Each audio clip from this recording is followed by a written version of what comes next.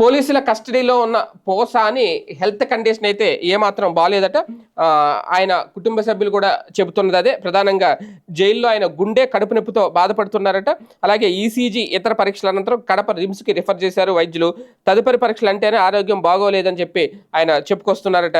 అంటే ఇక్కడ ప్రధానంగా పోసాని విషయంలో పోలీసులు చాలా దుర్మార్గంగా వ్యవహరిస్తున్నారని వైసీపీ చేస్తున్న ఆరోపణ చూసి, అలాగే ఆయన కుటుంబ సభ్యులు కూడా, పోసాని కుటుంబ సభ్యులు కూడా తనకి గత కొద్ది రోజులుగా అనారోగ్యం బాగోట్లేదు, తీవ్రంగా కడుపు నొప్పితో బాధపడుతున్నారని, అంబులెన్స్లో కూడా పోలీస్ వాహనంలో తీసుకెళ్లడమే క్రూరత్వం అని, పైగా ఆయనది అనారోగ్యం కాదని నటన అంటూ కొంతమంది చెప్తున్నారట.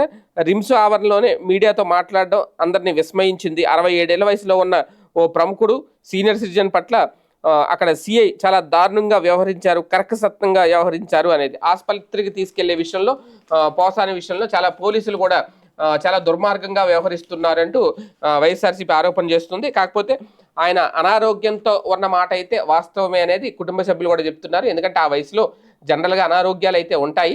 ఎందుకంటే వలంనేని వంశీ కూడా అనారోగ్యంతోనే ఉన్నారు వాస్తవానికి.